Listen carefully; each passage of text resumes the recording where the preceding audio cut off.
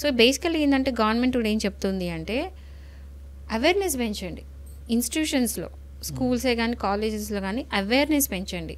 అంటే డ్రగ్స్ వల్ల అయ్యే నష్టాలు ఏంటి, ఇక్కడ ఏంటంటే అవేర్నెస్ పెంచండి, ఎన్ఫోర్స్మెంట్ చేయండి, రెండు చేయండి. అంటే పనిష్మెంట్ ఇవ్వండి, అవేర్నెస్ పెంచండి. ఎందుకు అంటే ఇంకొకరు దీని బారిన పడకుండా.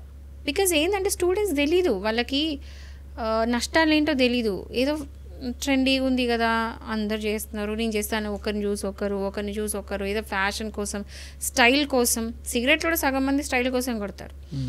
నన్ను విన్నా నేను, I don't know how far it is true. But then ఏంటంటే ఈ డ్రగ్స్ ఇదంతా ఒకరి నుంచి ఒకరికి ఒక చైన్ సిస్టంలో పాకుతూ ఉంటుంది, ఒకరిని చూసి ఇంకొకరు. ఎందుకంటే మంచి చెప్పలేరు.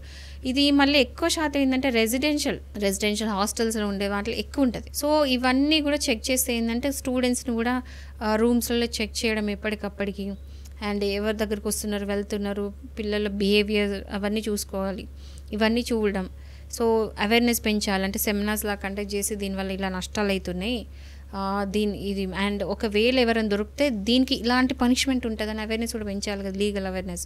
సో ఇవన్నీ కూడా స్టూడెంట్స్కి తెలిసినట్టు కాలేజెస్ అండ్ స్కూల్స్ కండక్ట్ చేయాలి, అది చేయాలి. అండ్ ఒకవేళ దొరికితే పనిష్ చేయాలి. సో ఇవన్నీ కూడా పార్ట్ ఆఫ్ ఈగల్.